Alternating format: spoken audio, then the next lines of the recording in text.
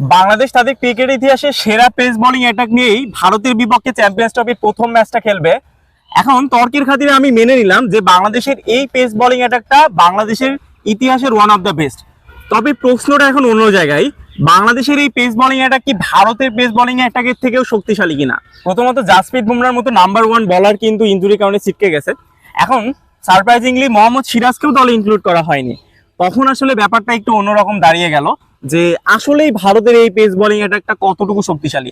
জাসপ্রীত বুমরার ইনজুরির কারণে জাসপ্রীত বুমরার পরিবর্তে হার্ষিত রানাকে নেওয়া হয়েছে এবং এটা নিয়ে কিন্তু বেশ সমালোচনা কিন্তু আছে। তার কারণ হচ্ছে সাদা বলের ক্রিকেটের কথা যদি চিন্তা করি, আইপিএলে কিন্তু লাস্ট সিজনে কিন্তু হার্ষিত রানা বেশ ভালো বল করেছে, কিন্তু তার ইকোনমি কিন্তু ছিল 9-এর উপরে। আমি যদি শুধুমাত্র আইপিএল এর কথাই চিন্তা করি, ইনফ্যাক্ট যদি তার ইন্টারন্যাশনাল ক্রিকেটের কথাও চিন্তা করি, তার ইকোনমি কিন্তু তুলনামূলকভাবে একটু বেশি বলা চলে। তার কারণটা হচ্ছে আমরা দেখলাম যে একটা ওডিআই খেলার সুযোগ পেয়েছে, সেই ওডিআইতেও কিন্তু তার ইকোনমি কিন্তু 6-এর উপরে, ইনফ্যাক্ট 7-এর কাছাকাছি।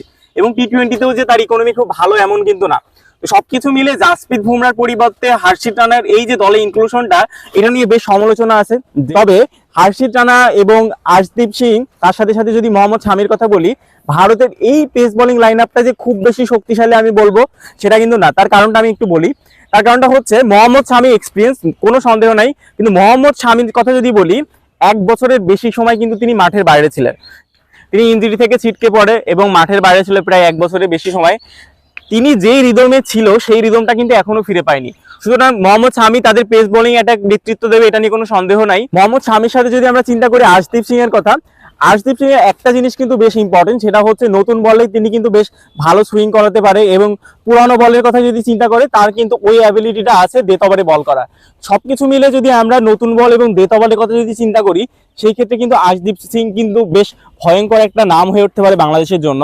এবং আমার কাছে যে জিনিসটা মনে হয়, হয়তোবা তারা মোহাম্মদ শামি, হার্দিক পান্ডিয়া তাদের হচ্ছে পেস বোলিং অলরাউন্ডার, হার্দিক পান্ডিয়াকে অবশ্যই ইনক্লুড করা হবে দলে। হার্দিক পান্ডিয়া, মোহাম্মদ শামি এবং আর্শদীপ সিংকে নিয়ে হয়তোবা তারা তাদের পেস অ্যাটাকটা সাজাতে পারে বাংলাদেশের বিপক্ষে। এরপরে যদি আমরা বাংলাদেশের পেস বোলিং ইউনিট নিয়ে একটু কথাবার্তা বলতে চাই, তাহলে অবশ্যই বাংলাদেশের পেস বোলিং ইউনিটের নেতৃত্বটা এই মুহূর্তে তাসকিন আহমেদকেই দেওয়া উচিত। তার কারণটা যে রিসেন্ট বিপিএল এর পারফরমেন্স এমনটাও নয়।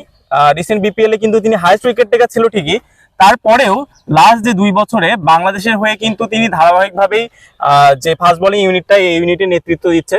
তার কারণটা মুস্তাফিজ অনেকদিন ধরে কিন্তু খুব ভালো একটা ফর্মে নাই।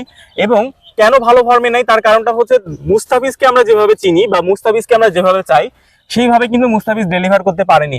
ইনফ্যাক্ট মুস্তাফিজ নর্মালি দেখা যায় যে বিপিএলও বেশ ভালো পারফর্ম করে, এবারেও কিন্তু মুস্তাফিজের কাছ থেকে বিপিএল এ সেই রকম একটা পারফরমেন্স কিন্তু আমরা দেখিনি।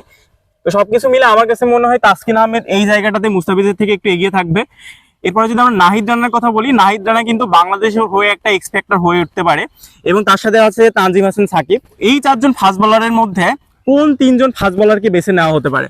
প্রথম কথা হচ্ছে তাসকিন আহমেদ তো অবশ্যই দলে ইনক্লুড করা হবে। পরে যদি আমরা মুস্তাফিজের কথা বলি, ভারতের বিপক্ষে মুস্তাফিজের থাকাটা খুবই ইম্পর্টেন্ট। তার কারণটা হচ্ছে, প্রথম কথা হচ্ছে লেফট হ্যান্ডেড বলার, এবং দুবাইয়ে যদি পেস নির্ভর উইকেট না হয়ে যদি স্পিন নির্ভর উইকেট হয়, সেক্ষেত্রে কিন্তু মুস্তাফিজের জন্য আরো বেশি আইডিয়াল হয়ে যাবে। সেক্ষেত্রে মুস্তাফিজ কিন্তু ভয়ঙ্কর একটা রূপ ধারণ করতে পারে। আমরা জানি স্লো পিসে কিন্তু মুস্তাফিজের কাটার বেশ ভালো ধরে। সেক্ষেত্রে মুস্তাফিজ, তাসকিন আহমেদ, এর সাথে সাথে কি নাহিদ রানা নাকি তানজিম হাসান সাকিব, এটা নিয়ে মোটামুটি বেশ ভালো ধরনের কনফিউশন সৃষ্টি হয়েছে আমাদের মনে। তানজিম হাসান সাকিবের কথা যদি বলি, হ্যাঁ, তানজিম হাসান সাকিবের একটা যে আমরা সবচাইতে বেশি পছন্দ করি সেটা হচ্ছে এগ্রেশন। তিনি নতুন বলে ভালো বল করতে পারে মোটামুটি, এবং তিনি মাঝে মধ্যে কিন্তু তার ভ্যারিয়েশন, তার যে স্লো ভ্যারিয়েশনটা, এটা কিন্তু মোটামুটি বেশ কাজে দেয় এবং ইয়র্কারও তিনি বেশ ভালোই অ্যাডাপ্ট করতে পারছে। কিন্তু আমার কাছে মনে হয় এই ম্যাচে মুস্তাফিজ, তাসকিনের সাথে সাথে নাহিদ রানার দলে ইনক্লুড করার একটা বড় পসিবিলিটি আছে। হ্যাঁ, এটা সত্য, নাহিদ রানা মাত্র একটা ওডিআই খেলেছে এবং তার যে টি20তে তার অভিজ্ঞতা অনেক বেশি, বা সাদা বলে ক্রিকেটে তার অভিজ্ঞতা অনেক বেশি, এটাও কিন্তু না। ইনফ্যাক্ট যে তিনি বিপিএলে অনেক ভালো পারফরমেন্স করেছে, এটা নিয়ে আমরা অনেক প্রশংসা করব, সেটাও না। তবে নাহিদ রানার ভিতরে একটা এক্স ফ্যাক্টর কিন্তু আছে, সেটা হচ্ছে তিনি অবশ্যই একটু বেশি গতিতে বল করার চেষ্টা করবে। এবং এই জিনিসটা, হ্যাঁ, অনেকে এটা নিয়ে আলোচনা করছে যে একটু বেশি গতির যে বল, এই বলগুলো কিন্তু আবার ইন্ডিয়ান ব্যাটসম্যানরা একটু বেশি পছন্দ করে।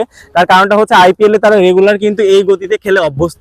তারপরেও আমার কাছে মনে হয় এই টাইপের স্লো পিচে যখন অন্যরা সব স্লো বল করার চেষ্টা করবে, তখন যদি কিছুটা ভ্যারিয়েশন আনা যায় নাহিদ রানার মাধ্যমে, সেক্ষেত্রে কিন্তু খুব একটা মন্দ হবে না। নাহিদ রানা যে 145-এর উপরে যে গতিতে বল করছে, এই যে ভ্যারিয়েশনটা, এই ভ্যারিয়েশনটা কিন্তু খুবই ইম্পর্টেন্ট। তো আমার কাছে মনে হয় তানজিম হাসান সাকিবকে হয়তো বা নাও চিন্তা করতে পারে, তবে যদি শেষ পর্যন্ত এমনই হয় উইকেটটা একেবারেই স্পিন নির্ভর, সেই ক্ষেত্রে হয়তো বা নাহিদ রানার এই ব্যাপারটা নাও চিন্তা করতে পারে। তো আপনাদের কাছে আসলে কি মনে হয়, তাসকিন আহমেদ, মুস্তাফিজুর রহমান, তার সাথে সাথে আসলে দলে কে ইনক্লুড হতে পারে বাংলাদেশের হয়ে, এবং এই পেস বোলিং এটাকে কে এগিয়ে, এটা আমাদের কমেন্টে জানান। এবং ক্রিক ভ্যালির সাথে থাকার জন্য আপনাদের অসংখ্য ধন্যবাদ।